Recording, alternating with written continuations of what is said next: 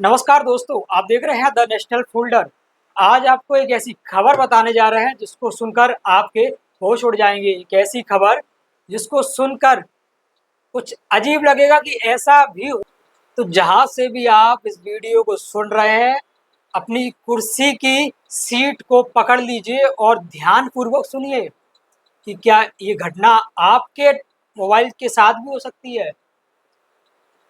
आपको बताने जा रहे हैं इन दोनों हिजबुल्लाह में हो रहे मोबाइल धमाकों के बारे में। जी हाँ, मोबाइल के जोरदार धमाके और इन जोरदार धमाकों की वजह से अब तक अब तक 40 से ज़्यादा लोगों की मौत हो चुकी है। घटना है 18 सितंबर की। 18 सितंबर को हिजबुल्लाह में इसके लिए पूरी रिपोर्ट हमने तैयार की है।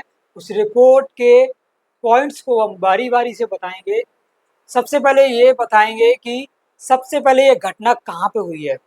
तो 17 सितंबर को दोपहर 3:30 बजे लेबनान और सीरिया में ये घटना हुई थी, जहां लोगों के अचानक चलते-चलते मोबाइल फटने लगे थे, उनके वॉकी-टॉकी फटने लगे थे और उस घटना में लगभग 5000 पेजर फट चुके थे और 5000 पेजर के साथ जोरदार धमाके हुए और पूरे वर्ल्ड में खलबली सी मच गई।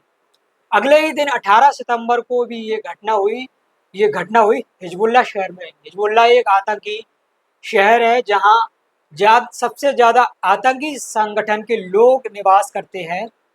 उन्होंने ताइवान की गोल्ड अपोलो नाम की कंपनी से लगभग 6 महीने पहले 3000 पेजर ऑर्डर किए थे और ये ऑर्डर करने की वजह यह थी कि हिजबुल्लाह और इजराइल के बीच लगभग पिछले 11 महीनों से युद्ध चल रहा है और इस युद्ध को देखते हुए हिजबुल्लाह ने यह तर्क लगाया था कि इजराइल उनके उपकरणों को हैक ना कर ले, इसलिए उन्होंने 3000 पेजर को ऑर्डर दिया था 6 महीने पहले।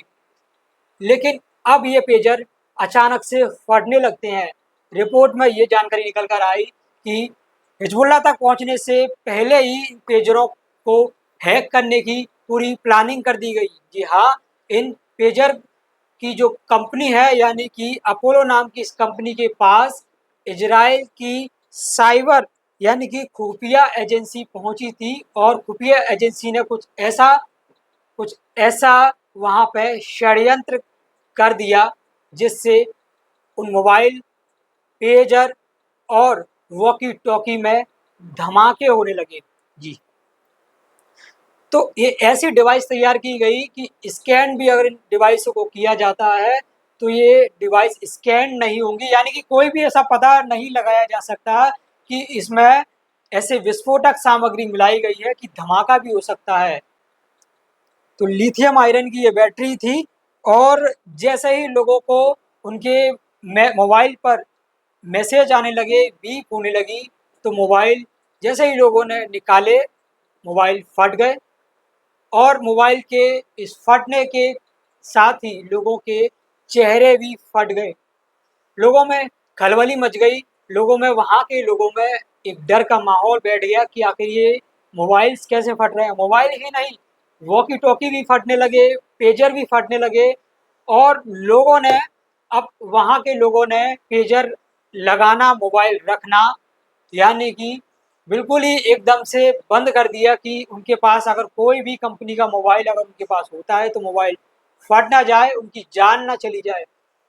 हालाँकि इस घटना में अब तक 40 से ज़्यादा लोगों की मौत हो चुकी है। घटना का क्या ठोस कारण है, पीछे की क्या वजह है, पूरी वजह तैयार की जा रही है, लेकिन अभी भी हिजबुल्लाह हिजबुल्लाह यही शक जता रहा है कि इजराइल ने ऐसा कोई षड्यंत्र रचा है उनके खिलाफ कि उनके लोगों को मौत की नींद सुला दिया जाए। आपको बता दें कि इजराइल आज विश्व में सबसे बड़े देश के रूप में अपने आप को साबित करने में लगा हुआ है। इजराइल ईरान, इराक, सीरिया, जिसमें लेबनान भी देश शामिल है, इन चारों देशों से घिरा हुआ है और इन चारों देशों से युद्ध के मामले में, हथियार के मामले में अपने आप को कहीं पीछा ना कर दे, उसके लिए हर प्रयास करता है।